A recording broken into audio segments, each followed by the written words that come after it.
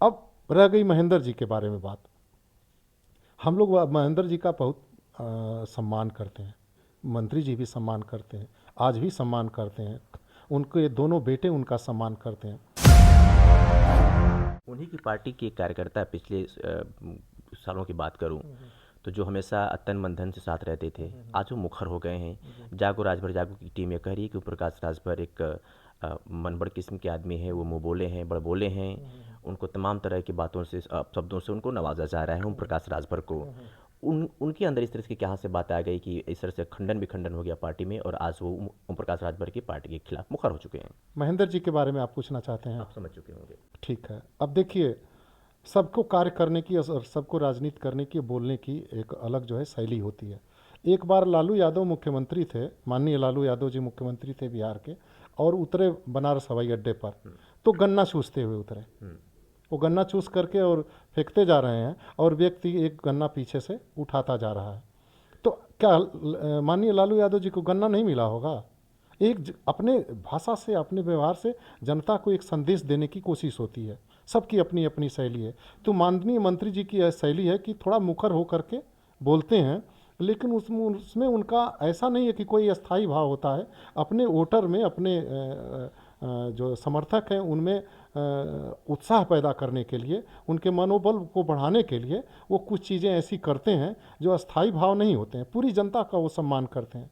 और मैं जहाँ तक मंत्री जी के साथ जितनी देर रहा हूँ, कोई भी व्यक्ति चला जाए, दानवीर कर्ण, उसके पास जब कोई जाता था तो खाली हाथ नहीं लौटता था। और जितनी देर मंत्री जी के साथ मैं रहा हूँ, उसमें कोई भी व्यक्ति उनके पास पहुँचा है तो खाली हाथ नहीं लौटा। उन्होंने, चाहे उनका कितना भी तनाव में रहे हों, चाहे व्यस्त कार्यक्रम हो, उस व्यक्ति का काम उन्होंने जरूर किया है, जितना संभव है उतना किया है। किसी को निराश होकर के उन्होंने नहीं लौटाया। और किसी बिरादरी का आदमी चला गया हो, किसी क्षेत्र का आदमी चला गया हो, तो माननीय मंत्री जी से जब नज़दीक से आप उनको समझने की कोशिश करेंगे तो वो निश्चल हृदय व्यक्ति हैं, और सबके विकास और सबके उत्थान और सबके खुशी की बात वो सोचते हैं। सिर्फ अपने परिवार के बारे में अगर कोई कहता है तो ऐसा नहीं है। अब रह गई महेंद्र जी के बारे में बात। हम लोग महेंद्र जी का बहुत सम्मान करते हैं, मंत्री जी भी सम्मान करते हैं, आज भी सम्मान करते हैं, उनके दोनों बेटे उनका सम्मान करते हैं। कभी कभी स्थिति ऐसी आती है कि आप यहाँ बैठे हैं, मैं अंग्रेजी का 6 लिख दूँ तो मैं कहूँगा कि 6 है, और आप कहेंगे कि 9 है, और दोनों अपनी जगह पर सही हैं। मानते हैं कि नहीं? आप भी कहेंगे कि सही 9 है, वो भी कोई नहीं काट सकता, हम भी कहेंगे कि 6 है, भी कोई नहीं काट सकता। कभी कभी इस तरह के मतभेद या परिस्थिति बस चीज़ें आ जाती हैं, और महेंद्र जी का हम लोग सम्मान करते हैं। महेंद्र जी आज के डेट में आदरणीय राजीव राव जी का समर्थन करते हैं। 20 साल समाजवादी पार्टी रही सत्ता में उत्तर प्रदेश में, और उस 20 साल में चाहे थाने पर हो, चाहे थाने पर आप चले जाइए, किसी भी थाने पर, और कर्मचारियों की नेम प्लेट पढ़ लीजिए, एक विशेष जात के लोगों का नाम आपको देखने को मिलेगा। यही शिक्षा जगत में, या यही तहसील में, या जितने सरकारी पद हैं, राजभर कितने हैं। मुख्य रूप से माननीय मंत्री जी तो राजभर समाज का नेतृत्व तो करते हैं। सर्वजन सुखाय और सर्वजन हिताय की बात तो रहती ही मन में, लेकिन थोड़ा इनके प्रति ज़्यादा उनकी रुचि रहती है। तो जब 20 साल में समाजवादी पार्टी इनको किसी सरकारी पद पर नहीं दिखा पाई, तो मुझे लगता है कि आगे भी ऐसा नहीं हो पाएगा, और इस लांछन से आदरणीय महेंद्र जी बचेंगे। तमाम रिजल्ट आज जब आते हैं तो उसमें खास करके सवर्णों को ज़्यादा पद और स्थान मिला है, नहीं, ऐसा नहीं है। सवर्ण इस चीज़ से दुखी है। मैं खुद सवर्ण हूँ। मेरा बेटा 97.8 ला करके इंजीनियरिंग में, और गवर्नमेंट कॉलेज उसको नहीं मिल पाया इंजीनियरिंग कॉलेज का, और बैकवर्ड के लोग जो हैं 82%, 83% पा करके वो उनका सिलेक्शन सरकारी कॉलेज में हुआ, जहाँ की फीस बहुत कम होती है। तो हम एक व्यवस्था है, पिछड़े लोग हैं जो उनको थोड़ा ज़्यादा सम्मान मिलना चाहिए, अनुसूचित जात के लोग हैं उनको थोड़ा सम्मान मिलना चाहिए। हम सरकार की इस नीति का विरोध नहीं करते हैं, लेकिन सवर्णों की स्थिति ऐसी नहीं है। सवर्ण में भी बहुत गरीब लोग हैं, और हम 85% हैं। मैं इसको कतई नहीं मान पाऊंगा। चलिए, इस पे हम बाद में चर्चा कर लेंगे। शायद क्षेत्र में चर्चा है कि सरकार में महंगाई चरम पे है, बेरोजगारी चरम पे है, इस पर सरकार पहल नहीं कर रही है, और ऐसी कंडीशन में अगर यही हाल रहा, राशन दे करके लोगों को अपाहिज बनाने की सरकार काम कर रही है, उन्हें कैसे समझाएंगे? उनको देखिए, कुछ परिस्थिति ऐसी होती है जिसको आपको मानना पड़ेगा। कोरोना काल आया, ऐसा लॉकडाउन आपने पूरे अपने याद में नहीं देखा होगा। आपकी उम्र मुझे लगता है 25 साल के आसपास होगी, मेरी उम्र 55 साल के आसपास। ऐसा लॉकडाउन हमने नहीं देखा था।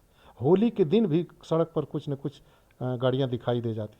1.5 से 2 साल तक पूरा सरकारी महकमा बंद रहा। सरकारी आय जो है वो जीरो हो गई थी और कर्मचारियों में सबको वेतन दिया गया। बस इसी बात को तो समझाना है कि जब 2 साल तक कुछ नहीं चला तो क्या सरकार को महंगाई पर कंट्रोल नहीं करना चाहिए? सरकार महंगाई पर कंट्रोल करने की पूरी तरह से तत्पर है, काम कर रही है। लेकिन अगर 2 साल तक आपका पूरा सरकार माने कार्य का वो पूरा देश को ही बंद करना पड़ गया हो, हवाई जहाज़ अपनी जगह पर बंद हो गए, ट्रेनें अपनी जगह पर बंद हो गई, रोडवेज बंद हो गया, कल कारखाने बंद हो गए, सारा कुछ बंद हो गया, तो इसको मानते हैं ना कि एक बड़ी मार पड़ी। पूरी दुनिया विश्व मंदी से गुजर रही है। ऐसी स्थिति में अभी हम अपनी स्थिति को, जैसे हमारे यहाँ पेट्रोल 90 रुपया 95 रुपया है, पाकिस्तान या जो पड़ोसी देश आपके हैं वहाँ 3-3 साढ़े 300 रुपया पेट्रोल की कीमत हो गई है। तो अभी उन स्थितियों में अपने देश में ही देखेंगे तो आपको लगेगा कि महंगाई की स्थिति है, लेकिन पड़ोसी देशों के साथ अब जब तुलना करेंगे, पूरे ग्लोबल इसको देखेंगे, पूरी धरती पर देखेंगे, तो आपको लगेगा नहीं कि अभी हम बहुत बेहतर स्थिति में। आखिरी सवाल आपसे, हमेशा से पाकिस्तान और हिंदुस्तान से हमारे रिश्ते जो बेहतर नहीं रहे हैं, हमेशा से इसका विरोध हुआ है। अब चर्चा ये है कि भारतीय जनता पार्टी पाकिस्तान से चंदा ले रही है, तो ये जो चंदा पाकिस्तान से मिला था, भारतीय जनता पार्टी के अगर नज़रिए से देखा जाए, आपके नज़रिए से देखा जाए तो कितना सही? ये ऑथेंटिक न्यूज़ नहीं है। मैं इस चीज़ से जो है सहमत नहीं हो पा रहा हूँ। एसबीआई की रिपोर्ट है, सुप्रीम कोर्ट ने इसको, आरबीआई का रिपोर्ट है, साफ तौर पे पब्लिश किया गया डाटा, उसमें लगभग 250 करोड़ की बात कही जा रही है। तो इसे कैसे आप देखते हैं? चलिए, आपके हिसाब से कि ऑथेंटिक न्यूज़ नहीं है, नहीं, अगर है तो अगर क्या कहेंगे? जैसे है तो, जैसे पाकिस्तान में ऐसा नहीं है कि सिर्फ पाकिस्तान के, भारत के लोग भी पूंजीपति वहाँ, भारतीय इंडस्ट्री भी वहाँ पर लगी हुई है, कम है। और अगर कोई इंडस्ट्री वाला नियमों की परिधि में, मैं जानता नहीं हूँ इस प्रकरण की, मुझे जानकारी नहीं है, जो आप कह रहे हैं अगर, तब मैं इस पर अपनी प्रतिक्रिया दे रहा हूँ कि अगर ऐसा होगा तो यह मान करके चलिए कि पाकिस्तानी ही नहीं है, अभी भी 2% वहाँ पर हिंदू हैं, और पूरी दुनिया के लोग, आज तो किसी देश में एक ही उसी देश के लोग नहीं हैं, पूरी दुनिया से जो है वो इन्वेस्टमेंट पहुंचता है। और वो लोग, अगर आपकी बात सही होगी तो नियमों की परिधि में रह करके यह काम किया गया होगा। ऐसा नहीं कि किसी दुश्मन से हमने चंदा ले लिया। आप देख लीजिए, भारत की अर्थव्यवस्था के सामने पाकिस्तान बहुत पीछे चल रहा है, बहुत पीछे चल रहा है। अभी कुछ दिन पहले कोरोना की काल में ही गैस सिलेंडर नहीं दिया जाता था, लोग वो लेके पहुंचते थे, गुब्बारा लेकर के पहुंचते थे, और गुब्बारे में उनको 2 किलो गैस दी जाती थी, जाओ 2 मीटिंग खाना बनाओ। तो वहाँ पर उससे हम बहुत आगे हैं, और हमको उनसे मदद की ज़रूरत लगे, ये चीज़ मानी नहीं जा सकती। समझ से मैं बाहर समझ है। नहीं पा रहा हूँ। सवाल इसीलिए किया था कि मैंने कि उनसे मदद हम इंडिया को लेना पड़े, तो समझ से बाहर है। देखिए, व्यक्तिगत रूप से या कुछ ऐसे लोग हैं कि यहाँ पर कथावाचक हैं, और उन कथावाचक को पाकिस्तान से उनके अकाउंट में पैसा आता है। जो हिंदू लोग हैं इनकी कथा सुनते हैं और उनको लगता है कि नहीं, सनातन धर्म का हम क्या समर्थन कर सकते हैं, तो वो भी अपने उनके अकाउंट में 10 रुपया, 100 रुपया, 50 रुपया, जितना है वो देते हैं, और वो राशि करोड़ों में पहुंच जाती है। तो अब उसको ये नहीं कह सकते हैं कि पाकिस्तान से चंदा लिया गया है। पाकिस्तान सरकार ने नहीं दिया है। जो श्रद्धालु हैं और जो भारत में रुचि रखने वाले लोग हैं, वो अगर चंदा देते हों और नियमों की परिधि में चंदा देते हों, गलत नहीं है। यह गलत नहीं है। लेकिन अगर पाकिस्तान देश से मदद लेने की जहाँ तक बात है, वो कहीं से भी हमारे सामने टिकने की स्थिति में आज नहीं है। चलिए, हमसे बातचीत करने के लिए बहुत बहुत शुक्रिया। धन्यवाद, धन्यवाद। तो ये हमारे साथ अश्विनी सिंह जी थे, इन्होंने हमसे बातचीत की। हमारी और इनके बीच जो बातचीत हुई है उसे लेकर के आप क्या सोचते हैं, कमेंट करके ज़रूर बताइए। ये भी बताइएगा कि घोसी का सांसद कौन होगा और देश का प्रधानमंत्री। बहुत बहुत शुक्रिया।